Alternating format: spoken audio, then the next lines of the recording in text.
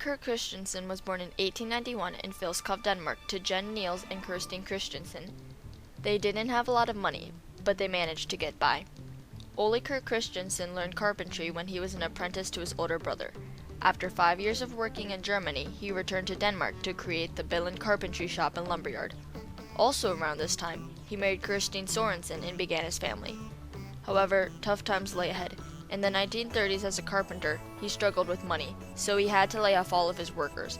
And to add to this, his wife died soon after giving birth to his fourth son. With the leftover wood from his failed business, he explored the possibility of creating high-quality toys. He began to make toys for his four sons. These were very popular. As a result, he began making more and more wooden toys with the leftover wood. This became moderately successful as a few people began buying them.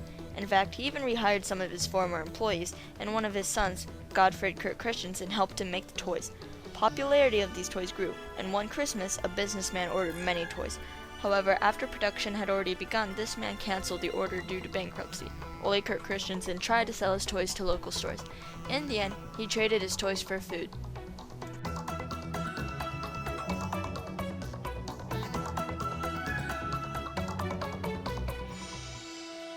In 1934, he decided that in order to boost sales, he needed to come up with a better name for his company. He had a contest within his company to find the new name. After going through many entries, he ended up choosing his own entry, Lego, from leg godt, which is Danish for play well. Coincidentally, Lego can be translated as I put together in Latin. Obviously, this name has been a success.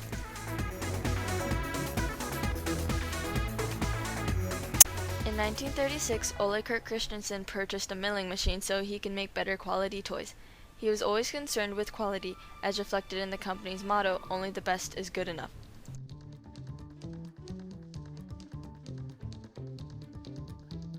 During World War II, not surprisingly, sales went down, but enough people still bought their products so that the Lego company did well enough to survive.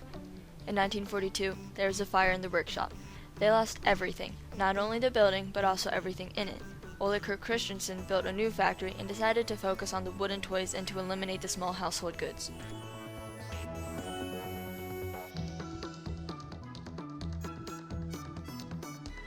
In 1946, he went to a trade show in Copenhagen where he encountered a plastic molding machine. He was given little sample plastic bricks there, and he decided to buy the molding machine.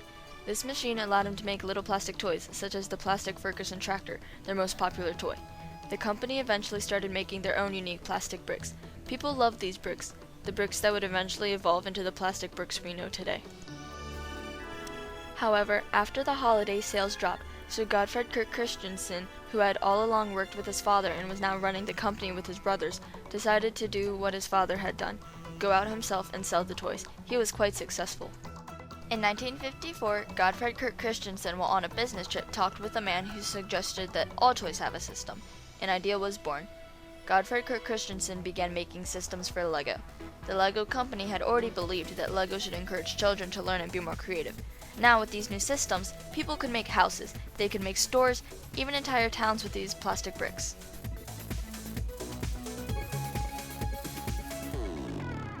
The Lego company decided to sell outside of Denmark.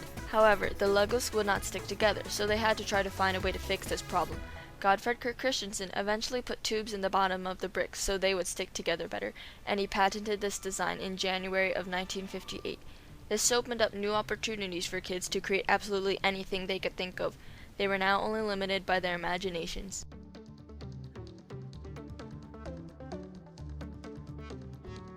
Unfortunately, tough times lay ahead again for this family. Sadly, later in that year, Ole Kurt Christensen died at age 66, and, once again, fire burned down the workshop. Godfred Kurt Christensen didn't let this fire faze him, and he built another factory, bigger and better. They stopped making the wooden toys and now made only the Lego bricks. In 1961, the Lego company made even more Lego sets, and Legos became more popular than ever. Godfred Kurt Christensen wanted an airport in Billund so they could export their toys more easily.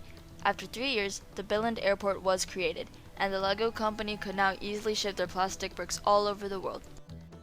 Godfred Kurt Christensen then wanted one large area to display all of the Lego creations, but the Lego factory was not large enough. He decided to make a Lego theme park in Billund with the belief that if he built this theme park, people would come, and come they did. The number of people who came was double his estimation. About 600,000 people arrived in 1968, the first year of the theme park's opening. In 1975, LEGO introduced the first LEGO person, or minifigure. It was simple and had no arms or legs. Just 3 years later, in 1978, LEGO updated the previous minifigure, but with added arms and legs that could be moved. LEGO's popularity has soared because of the company's reflection of popular culture. LEGO has partnered with car companies such as Mini Cooper, Volkswagen, Porsche, and Ferrari, with television networks creating sets for The Lone Ranger, Teenage Mutant Ninja Turtles, and Scooby-Doo, with publishers creating LEGO sets for Harry Potter and Lord of the Rings, as well as for Marvel and DC Comics characters, and with movie companies to make sets for such movies as Star Wars, Indiana Jones, and E.T. The LEGO company has even developed its own major motion picture, The LEGO Movie, and a second movie is currently under production. It seems as though LEGO has its metaphorical hands in everything these days. In fact, a quick search for Legos on Amazon.com yields 44,070 results.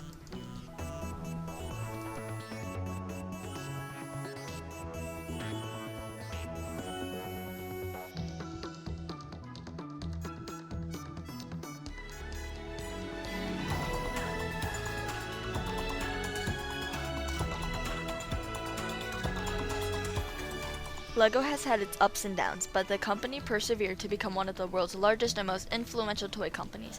Now LEGOs inspire young children and adults alike everywhere to take on challenges, to find new hobbies, and even to find careers. For example, artist Nathan Sawaya left a lucrative job as a New York lawyer to create art solely from LEGO bricks.